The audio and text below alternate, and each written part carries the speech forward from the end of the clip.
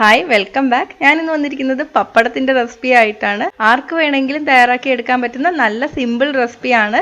പപ്പടക്കാരത്തിൻ്റെ ഒന്നും ആവശ്യമില്ല, വീട്ടിലുള്ള ചേരുവകൾ മാത്രം മതി ഇത് തയ്യാറാക്കി എടുക്കാൻ. വെറും അരമണിക്കൂർ ചെലവിട്ടാൽ നമുക്ക് ആവശ്യമുള്ള പപ്പടം വീട്ടിൽ തന്നെ തയ്യാറാക്കി എടുക്കാം. അപ്പോൾ നമുക്ക് റെസിപ്പി എങ്ങനെയാണെന്ന് നോക്കാം.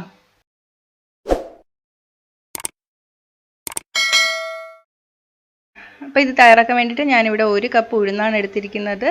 നിങ്ങൾ എടുക്കുന്ന ഉഴുന്നിൽ പൊടിയൊക്കെ ഉണ്ടെങ്കിൽ ഒന്ന് നന്നായിട്ട് കഴുകിയിട്ട് ഉണക്കി എടുക്കാം. അല്ല, നല്ല വൃത്തിയുള്ള ഉഴുന്നാണെങ്കിൽ നമുക്ക് ഡയറക്റ്റായിട്ട് തന്നെ പൊടിച്ചെടുത്താൽ മതി. അപ്പോൾ ഞാനിത് കഴുകിയൊന്നും എടുക്കുന്നില്ല, പൊടിച്ചെടുക്കാൻ പോവുകയാണ്. പൊടിച്ചെടുക്കുമ്പോൾ നല്ല നൈസായിട്ട് പൊടിച്ചെടുക്കണം. നമ്മൾ ചപ്പാത്തിക്കും പത്തിരിക്കോ അല്ലെങ്കിൽ ഇടിയപ്പത്തിനൊക്കെ പൊടിക്കുന്ന പോലെ നല്ല നൈസായിട്ട് വേണം പൊടിച്ചെടുക്കാൻ. നന്നായിട്ട് പൊടിച്ചിട്ട് അപ്പത്തിൻ്റെ അരിപ്പിലിട്ടിട്ട് അരിച്ചെടുക്കാം. നമ്മൾ അരിച്ചെടുക്കുമ്പോൾ ഇതുപോലെ തരി കിട്ടും. ഇതൊന്നും കൂടി മിക്സിയിലിട്ടിട്ട് നന്നായിട്ട് പൊടിച്ചിട്ട് അരിച്ചെടുത്താൽ മതി. അപ്പം ഞാൻ എല്ലാം പൊടിച്ച് അരിച്ച് വെച്ചിട്ടുണ്ട്. ഇതൊന്നും കൂടി നമ്മളൊന്ന് അരിച്ചെടുക്കണം. അതിന് മുന്നേ ഇതിലോട്ട് 1/4 ടീസ്പൂൺ ബേക്കിംഗ് സോഡയും 1 ടീസ്പൂൺ ഉപ്പും കൂടി ചേർത്തിട്ട് നന്നായിട്ട് അരിച്ചെടുക്കാം. അപ്പം ബേക്കിംഗ് സോഡയും ഉപ്പും കൂടി എല്ലാ ഭാഗത്തും ആയി വരും. 1 ടീസ്പൂൺ ഉപ്പ് കുറവാണെന്നൊന്നും വിചാരിക്കേണ്ട. ആദ്യം ഞാൻ ചേർത്തപ്പോൾ 1/4 ടീസ്പൂണൊക്കെ ചേർത്തുള്ളൂ. അപ്പോൾ തന്നെ കുറവ് ഉപ്പായിട്ടാണ് തോന്നിയത്. 1 ടീസ്പൂൺ കറക്റ്റ് ആയിരിക്കും. അപ്പം ഞാൻ അരിച്ചെടുത്തിട്ടുണ്ട്. ഇനി വെള്ളം ഒഴിച്ചിട്ട് കുഴച്ചെടുക്കണം. വെള്ളത്തിൻ്റെ അളവ് ഞാൻ പറയണില്ല, കുറച്ചായിട്ട് ഒഴിച്ചിട്ട് കുഴച്ചെടുത്താൽ മതി. നമ്മൾ പൂരിക്ക് കുഴക്കില്ലേ, അതുപോലെ വേണം കുഴച്ചെടുക്കാൻ. വെള്ളം കൂടി പോവരുത്.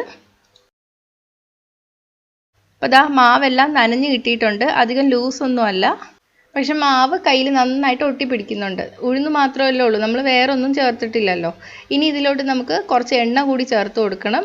നല്ലെണ്ണയാണ് ചേർക്കേണ്ടത്. 3 ടേബിൾ സ്പൂൺ നല്ലെണ്ണ ചേർത്തിട്ട് കുഴച്ചെടുക്കണം. 3 ടേബിൾ സ്പൂൺ നല്ലെണ്ണ ഒന്നിച്ച് ചേർക്കണ്ട, കുറച്ചായിട്ട് ചേർത്തിട്ട് കുഴച്ചെടുക്കണം.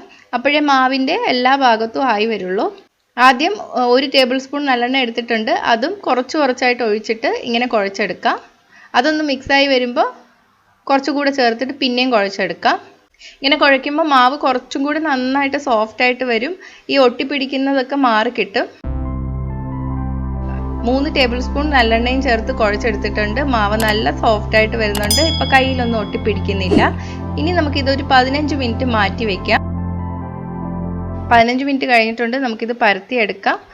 മാവ് ഒട്ടിപ്പിടിക്കാതിരിക്കാൻ വേണ്ടിയിട്ട് കുറച്ചൊന്ന് മൈദമാവ് ഇട്ട് കൊടുക്കുക, എന്നിട്ട് പരത്തിയെടുക്കുക. മൈദമാവ് കൂടിപ്പോവരുത്. നമ്മൾ ചപ്പാത്തിയൊക്കെ പരത്തിയെടുക്കുന്ന പോലെ കൂടുതൽ മാവിട്ടിട്ട് പരത്തിയെടുക്കരുത്. ഒട്ടിപ്പിടിക്കുന്നെന്ന് തോന്നിയാൽ മാത്രം കുറച്ച് മാവൊന്ന് ഇട്ട് കൊടുക്കാം. പരത്തിയെടുത്തിട്ടുണ്ട്. ഇനി നമുക്കിത് പപ്പടത്തിൻ്റെ ഷേപ്പിൽ കട്ട് ചെയ്തെടുക്കാം. അപ്പം ഞാൻ 2 സൈസിലുള്ള പപ്പടം കട്ട് ചെയ്തെടുക്കാൻ പോവുകയാണ്. അപ്പം നിങ്ങൾ പരത്തുമ്പോൾ നല്ല റൗണ്ടായിട്ട് പരത്താൻ അറിയുന്നവർക്കാണെങ്കിൽ ഇതുപോലെ കട്ട് ചെയ്തൊന്നും എടുക്കണ്ട, ഡയറക്റ്റ് അങ്ങ് പരത്തിയെടുത്താൽ മതി. ഞാൻ പരത്തുമ്പോൾ നല്ല റൗണ്ടായിട്ടൊന്നും കിട്ടാറില്ല, അതാണ് ഞാൻ ഇങ്ങനെ ചെയ്യുന്നത്. ഈ കട്ട് ചെയ്യുമ്പോൾ ബാക്കി വരുന്ന മാവെല്ലാം കൂടി മാറ്റി വയ്ക്കുക. ലാസ്റ്റ് ഒന്നും കൂടി കുഴച്ചെടുത്തിട്ട് നമുക്ക് വീണ്ടും ഇതുപോലെ തന്നെ കട്ട് ചെയ്തെടുക്കാം. അപ്പോൾ ദാ ഇതുപോലെ വേണം പരത്തിയെടുക്കാൻ. പരത്തുമ്പോൾ നല്ല നൈസായിട്ട് വേണം പരത്താൻ വേണ്ടിയിട്ട്. പരത്തുമ്പോൾ എത്രത്തോളം നൈസായിട്ട് പരത്താൻ പറ്റുമോ അത്രത്തോളം നൈസാക്കി തന്നെ പരത്താം. പപ്പടം ആകുമ്പോൾ അധികം കട്ടി പാടില്ല. നമ്മൾ കട്ടിക്ക് പരത്തി എടുത്തിട്ട് പിന്നെ നമ്മൾ പൊരിച്ചെടുക്കുമ്പോൾ പപ്പടവട പോലെ ഇരിക്കും, അകമൊന്നും വെന്തൊന്നും കിട്ടില്ല. അപ്പോൾ മാക്സിമം നൈസായിട്ട് തന്നെ പരത്താം. നമ്മൾ കടയിൽ നിന്നൊക്കെ വാങ്ങുന്ന പപ്പടം കണ്ടിട്ടില്ലേ, നല്ല നൈസായിരിക്കും. അപ്പോൾ ഞാൻ കട്ട് ചെയ്തെടുത്ത ബാക്കി വന്ന മാവാണിത്. ഇതിലോട്ട് നമുക്ക് കുറച്ചും കൂടെ വെള്ളം ഒഴിച്ചിട്ട് ഒന്നും കൂടെ കുഴച്ചെടുക്കാം. 1 ടീസ്പൂൺ വെള്ളമേ ഒഴിച്ചിട്ടുള്ളൂ, വെള്ളം കൂടി പോവരുത്. ഇത് നേരത്തെ പോലെ പരത്തിയിട്ട് കട്ട് ചെയ്തെടുത്താൽ മതി. അപ്പോൾ ഞാൻ ഇതെല്ലാം പരത്തി കട്ട് ചെയ്തെടുത്തിട്ടുണ്ട്. ഏകദേശം ഒരു 50 പപ്പടം ഉണ്ട്. അപ്പോൾ നല്ല നൈസായിട്ട് പരത്തിയാൽ ഇത്രയും പപ്പടം തന്നെ നിങ്ങൾക്കും കിട്ടും. അപ്പോൾ നൈസായിട്ടുള്ള പപ്പടമാണ് കഴിക്കാനും ടേസ്റ്റ്. പരത്തിയെടുത്തതിന് ശേഷം നമ്മളിത് വെയിലത്തിട്ട് ഉണക്കിയെടുക്കണം. പരത്തിയെടുത്ത് കഴിയുമ്പോൾ വെയിലൊന്നും ഇല്ലെങ്കിൽ ഒരു പേപ്പറിൽ ഇതുപോലെ പപ്പടം നിരത്തി വെച്ചാൽ മതി. പിറ്റേന്ന് വെയിൽ വരുമ്പോൾ വെയിലത്തിട്ട് നമുക്ക് ഉണക്കിയെടുക്കാം. നല്ല വെയിൽ വരുമ്പോൾ നമുക്ക് ഉണക്കിയെടുക്കാം. 10 മിനിറ്റ് മാത്രം മതി. ആദ്യം ഇങ്ങനെ പേപ്പറിൽ നിരത്തി വെച്ചിട്ട് 5 മിനിറ്റ് കഴിയുമ്പോൾ ഇതൊന്ന് തിരിച്ചിട്ട് കൊടുക്കാം. തിരിച്ചിട്ടിട്ട് 5 മിനിറ്റ് കഴിയുമ്പോൾ അപ്പം തന്നെ നമ്മൾ എടുക്കണം. കൂടുതൽ നേരം ഇട്ട് ഉണക്കരുത്, കൂടുതൽ ഡ്രൈ ആയി പോവുകയും ചെയ്യരുത്. അപ്പോൾ 2 തരത്തിലുള്ള പപ്പടവും റെഡിയാണ്. ഇനി ഇത് ഞാൻ വറുത്ത് കാണിച്ചു തരാം.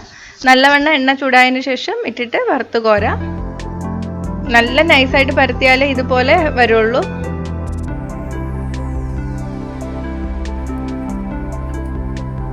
അപ്പോൾ എളുപ്പമാണ്. പപ്പടക്കാരത്തിൻ്റെ ഒന്നും ആവശ്യമില്ല. ബേക്കിംഗ് സോഡയൊക്കെ എല്ലാ കടകളിലും കിട്ടുന്നതാണ്. അപ്പോൾ ഒരു പ്രാവശ്യമെങ്കിലും വീട്ടിലിത് ട്രൈ ചെയ്ത് നോക്കുക. അരമണിക്കൂർ ഉണ്ടെങ്കിൽ നമുക്ക് 50 പപ്പടം വരെ ഉണ്ടാക്കിയെടുക്കാം. അപ്പോൾ ട്രൈ ചെയ്തിട്ട് നിങ്ങളുടെ അഭിപ്രായം കമൻറ്റ് ചെയ്യുക. ഇഷ്ടമായെങ്കിൽ ലൈക്കും ഷെയറും ചെയ്യുക. ഇഷ്ടപ്പെട്ടില്ലെങ്കിൽ ഡിസ്ലൈക്കും ചെയ്യുക. അപ്പോൾ അടുത്ത നല്ലൊരു റെസിപ്പി ആയിട്ട് കാണാം. ബൈ.